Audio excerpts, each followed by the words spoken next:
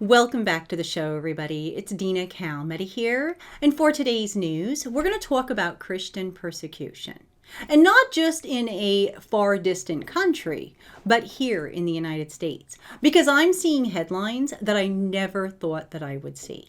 Now, just last week, I brought you guys a report in regards to a mother in Maine who was banned from taking her child to worship by a family court judge. Now I've got headlines that the Supreme Court is going to hear a case that will determine if spreading the gospel in the United States is legal or not. Not only that, a student in a Christian university was given a failed grade. You want to know why? For simply stating biblical truth. The message is becoming clear. Keep your faith private or pay the price.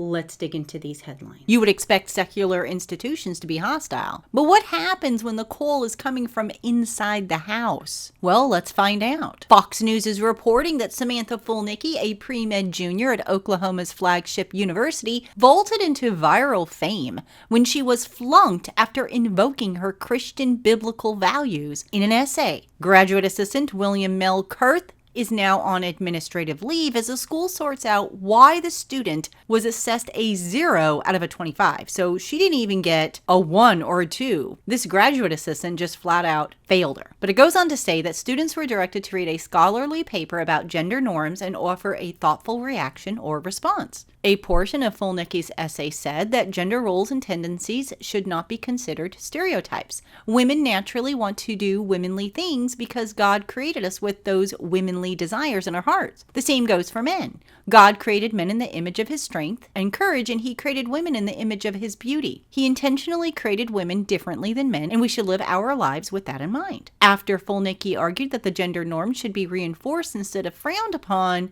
Kurth called her paper offensive and said it lacked empirical evidence, which was not part of the grading for the assignment. Kurth's response was, "Please note, I am not deducting points because you have certain beliefs, but instead, I am deducting points for your posting a reaction paper that does not answer the question for this assignment, contradicts itself, heavily uses personal ideology over evidence in a scientific class, and it is at times offensive." The student fired back. "I definitely think that I was being punished for what I believe because I very clearly stated in my essay, in my response to the article, I very clearly stated my beliefs and stated not just my beliefs, but what the Bible and what God says about gender and about those roles." In the end, the university restored her grade and is further investigating the matter. So some good news for her there, but there are people in the institution that will try and flunk you. Now, when I went to college and I took a writing class, I was given an assignment similar to this, and I stated secular's vision and biblical vision. Now, of course, the teacher didn't like what I had to say, but he did not flunk me. So you can do the right thing and not agree, but you don't need to flunk somebody for their beliefs. If they can silence you in the classroom, their next phase, silence you in the public square. It's not just about getting a bad grade or academic bias. It's about treating Christians, individuals, like criminals for sharing the hope of Jesus Christ. The Supreme Court has heard the case of a Mississippi evangelist arrested for sharing his Christian faith in a public park. Gabriel Oliveri, a pastor and street evangelist in Brandon, Mississippi, had his case heard on December 3rd, with his lawyers defending him before the High Court. The pastor had been preaching outside Brandon Amphitheater, a public area where he could share the gospel to crowds of concert attenders. But in 2019, a year after he began preaching at the location, the city passed an ordinance which established that anyone engaging in public protests and/or demonstrations, regardless of the content and/or expression thereof, may only use a designated protest area 3 hours before a ticketed event's opening and an hour after an event ends. The ordinance was reportedly in response to the pastor and other evangelists preaching outside the amphitheater. So at first, the pastor evangelized in the designated zone, but then eventually moved outside the area to preach because the zone isolated him from speaking to crowds. After he was arrested and fined, he filed suit against the city, arguing that the ordinance violated his First and 14th Amendment rights. His case was dismissed by a district court, which cited an incorrect precedent. It was the Heck versus Humphrey, a 1994 Supreme Court decision. Heck ruled that convicted criminals are prohibited from challenging any law that led to their conviction if a ruling in their favor would necessarily imply the invalidity of their conviction or sentence. The case reached the U.S. Court of Appeals for the Fifth Circuit, which ruled that Oliveri could not bring his Section 1983 claim unless his conviction becomes reversed or expunged or is declared invalid. So he asked the Supreme Court to hear his case, and his request was granted in July. He is arguing that Heck does not prevent a person from seeking future protection against future enforcements, unlike contending a past punishment. He also argues that Heck does not apply to those who never had a chance to use habeas corpus, which is a legal challenge to a person's confinement, because that person was in jail for a short period or never in jail. Kelly Shackelford, President, CEO, and Chief Counsel at First Liberty Institute, called the city ordinance completely unacceptable for its violation of Oliveri's rights. She said it is unconscionable that he was prevented from even having his day in court by a misapplied president. Court decisions that prevent Americans from bringing lawsuits against laws that violate their rights endanger all of our civil rights.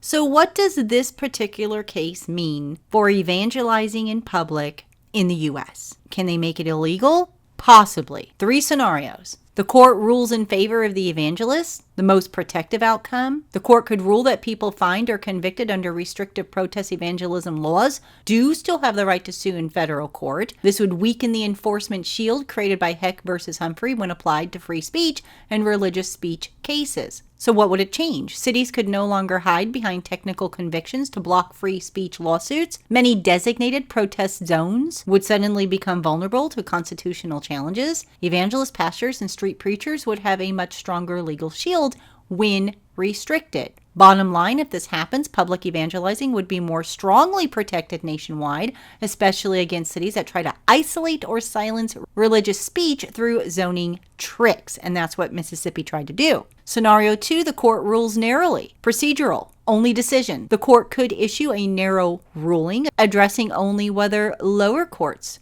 correctly applied Heck without fully deciding whether the ordinance itself violates the First Amendment. What would this change? The evangelist lawsuit could still be revived and sent to lower court, but the Supreme Court could avoid ruling directly on public evangelism rights. Further cases would still need to fight city by city. Bottom line, public evangelizing stays protected, but unevenly enforced, depending on local courts and ordinances. Here's another scenario. The court decides with the city. This is the most restrictive outcome. So what would the court possibly say? The evangelist conviction blocks any further civil rights lawsuits. The protest zone ordinance stands without federal review. What will it change? Cities across the country could arrest or fine evangelists, then use that conviction to prevent constitutional challenges. This would create a chilling effect on public religious speech. Bottom line, if it happens, public evangelizing would soon be theoretically legal, but far easier for cities to suppress in practice. Harbinger's Daily reports that a school district has now banned youth pastors from talking about Jesus with students during lunch hours, a time previously open for student interaction. They are effectively zoning God out of the school day entirely. The report goes on to say that youth pastors are allowed to visit students during lunch hour in the Bossier Parish, Louisiana. But the school district has set up some mighty strict perimeters. Clergy are allowed to talk about sports, the weather, or the latest hot movie craze, but they are not allowed to talk about Jesus. That's the rule at Benton Middle School, where the youth pastor at Cypress Baptist Church got in trouble for inviting students to attend church. Another student overheard the conversation and reported it to her parents. The parents reached out to the school district, and then Freedom from Religious Foundation got involved. That led to an investigation conducted by the school's Religious Monitoring Committee. And here was the district attorney's announcement. In summary, an investigation was performed, and facts were developed during this investigation, which indicate that the youth pastors from Cypress Baptist Church are not given special access to Benton Middle School and do not proselytize to them while on campus. So this actually went to the district attorney. That is how far they took it. But the Bible tells us, and I'd like to read these verses again. I read them last week, but it is part of prophecy. 2 Timothy 3:12, yea, all that will live godly in Christ Jesus shall suffer persecution. John 15:18, Jesus said so himself, if the world hates you, know that it hated me before it hated you. Matthew 5:10, blessed are they which are persecuted for righteousness' sake, for theirs is the kingdom of heaven. Luke 6:22, blessed are ye when men shall hate you, when they shall separate you from their company and shall reproach you and cast out your name as evil for the Son of Man's sake. Whether it's a Christian university that's losing its backbone, or the Supreme Court that tells you whether or not you can speak freely, or maybe it's a family judge that's banning you from taking your child to worship, the message is clear. Pressure is rising for Christians here in the United States, and they're doing it legally. Now, I know that some of our brothers and sisters in other countries, they're definitely facing severe persecution, and in some cases, it can cost them their life. But they're starting here legally. And prophecy told us that we would see this. So definitely signs of the times. Now, I personally don't think that the Supreme Court's going to go in that direction right now, but I could be wrong. So time will tell, and I want to know what you guys think. So please do leave your comments below. Also, when you have some time, come and visit me on my social media pages, as well as my website at www.cww7news.com.